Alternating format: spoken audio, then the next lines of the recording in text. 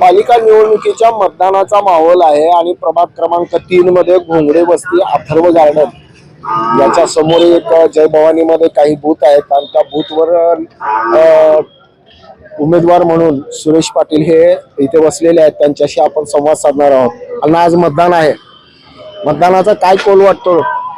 मतदानाचा कौल चांगला आहे, पण या ठिकाणी या शहर उत्तरचे आमदार आणि इथले सर्व उमेदवार त्यांनी सध्या पैसे वाटप करून लोकांना मंडळाला पैसे देऊन वगैरे या ठिकाणी गोंधळ घालायचा प्रयत्न करालेत आणि बूथवर जाऊनही गोंधळ घालालेत। मला वाटलं प्रशासन आणि पोलीस हे सत्ताधारींच्या मागे असल्यामुळं हे सर्व राजकारण चालू आहे। आमचं आव्हान आहे, आमचे मतदार राजे हे सर्व चांगले आहेत। मतदान कितीही काही सांगू दे, कुणीही सांगू दे, मतदान केंद्रावर जाऊन किंवा धनशक्तीच्या विरोधात आम्ही आहे, तरी धन वाटलं तर मी कुणी घेतलं तरी मतदान करणार नाही असा आम्हाला ठाम विश्वास आहे। किती वर्ष झालं या प्रभाग क्रमांक 3चं प्रतिनिधित्व करताय? या प्रभागात मी गेल्या 25 वर्षापासून निवडून येतो। 20 वर्ष मागील कुठल्या पक्षाकडून? पक्ष माझं भारतीय जनता पार्टीच होतं, पण भारतीय जनता पार्टीचे स्थानिक लोकांनी मला विष घातलं। मी सभागृह नेता असताना 9 महिन्यातच मला वर न्यायचा प्रयत्न केलं आणि नंतर मी लंगडा झालो। देवाच्या आणि इथल्या नागरिकांच्या आशीर्वादानं मी वाचल्यानंतर मी व्यक्तीच्या विरोधात काय केलं असेल, परंतु मी पक्षाच्या विरोधात केलं नाही। पक्षाने मला उमेदवारी कट करून ज्यांनी नवीन आलेले लोकांना या ठिकाणी संधी देतात। चाकोतेच्या घरापाशी आम्ही 40 वर्षापासून त्या ठिकाणी घोषणाबाजी करत असतो। त्या ठिकाणी मला असं म्हणायचं आहे की बाबा तुम्ही भाजपमध्ये असताना काँग्रेसच्या विरोधात आंदोलनं केली, निदर्शने केली, त्यांचा विरोध पत्करला, त्यांचा रोष घेतला आणि वेळ आल्यानंतर मात्र त्याच चाकवतेला त्यांनी उमेदवार केला आणि तुम्हाला बाहेर काढलं।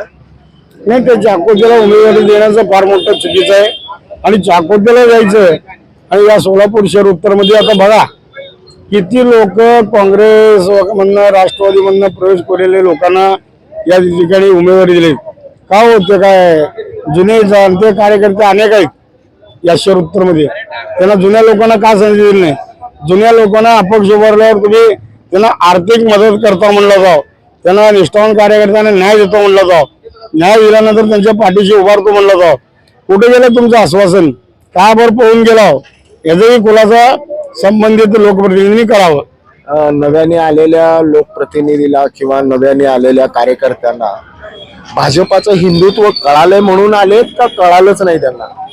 नाही, हिंदुत्व कळालं म्हणजे काय, जे भारतीय जनता पार्टीमध्ये आहेत ती जे आलेत त्यांना हिंदुत्व काही लोकांना माहित आहे। महिलांना काय माहित असतं हिंदुत्व वगैरे? महिलांना त्याचं देणं घेणं नाही। पहिला लोकसभेला विधानसभेला म्हणता तुम्ही आपलं हिंदुत्ववादी राम मंदिर बांधलं आम्ही, मग लँड जिहाद लव जिहाद म्हणतो। नंतर आता काय चाललंय तुमचं?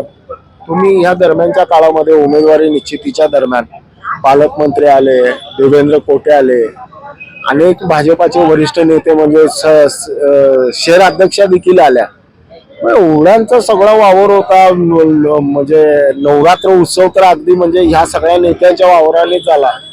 तुम्ही इथपर्यंत होतो की तुम्हाला उमेदवारी निश्चित आहे, माशी कुठे शिंकली? माशी शिंकली म्हणजे काय, आम्हाला ज्यांनी ते शहर उत्तरचे आमदार आहेत त्यांना खरंच लोकप्रतिनिधी असेल त्यांनी सर्व जे काँग्रेस राष्ट्रवादीवरून आलेले आहेत त्यांना विरोध केला तर मला समाधान वाटलं असतं। आम्ही काही करता, तुम्ही आमदार नसताना आम्ही 2 वेळा नगरसेवक आहे, तुम्हाला आमदार आम्ही सर्व मिळून केले भारतीय जनता पार्टीच्या कार्यकर्त्यांनी, आणि तुम्हाला आम्हाला पाडण्यासाठी जे षडयंत्र करता आणि माल पुरवठा करता, पैसे देता, कोट्यावधी रुपये या ठिकाणी खर्च करता, या भविष्यात आपल्याला आमदारकीला कुठं मदत करतील का? चाकोतेकरांना आपल्याकडे येईल का?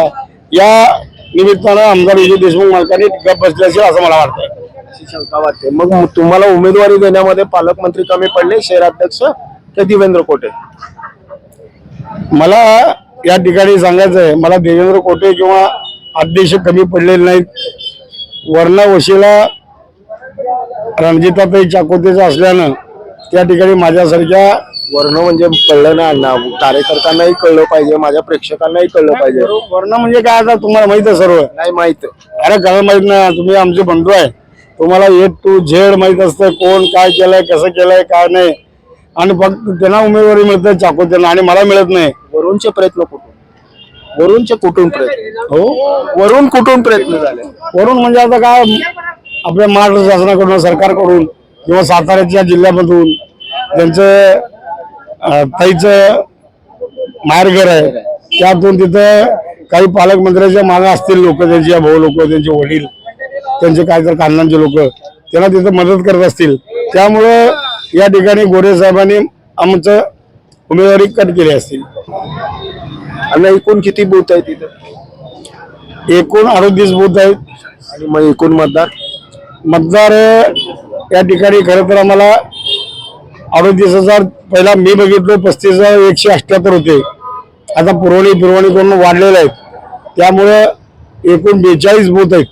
पालिका प्रशासनाकडून मतदार यादी करत असताना मतदाराच्या मतदार केंद्राची विभागणी व्यवस्थित केल्या नसल्याची तक्रारी अनेक आहेत. तशा आहेत का तुमच्या. तसं भरपूर आहेत. ज्या ठिकाणी जय भवानी प्रशालामध्ये बूथ आहेत त्याचे काही मतं काढायला आलेत, काही वीर तपस्वीचे मतं सिद्धेश्वर बालक मंदिरला आलेत, आपल्या 2 नंबर शाळेचे मतं वीर तपस्वीला आलेत. असं भरपूर लोकांचे मतदान यादीमधलं नावं इकडचे तिकडचे झालंय. मला वाटतं प्रशासनाने लक्ष दिलं का नाही मला माहित नाही, परंतु वरूनच सर्व गेम आहे. महाराष्ट्र सरकार हे भारतीय जनता पार्टी असल्याने भारतीय जनता पार्टीचे उमेदवार निवडून येण्यासाठी ते गडबड घोटाळा केलेत असं मला वाटतं. 15 दिवसातलाच फरक आहे अण्णा.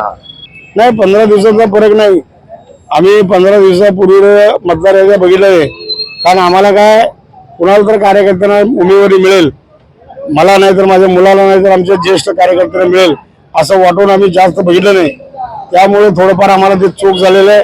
पण चूक झालंय म्हणून प्रशासन आणि सत्ताधारी पक्षाने एक घोळ केलेला आहे. हे घोळचं खरं तर निश्चयार्थ आहे. सभागृहामध्ये सुरेश पाटील हे पुन्हा दिसतील.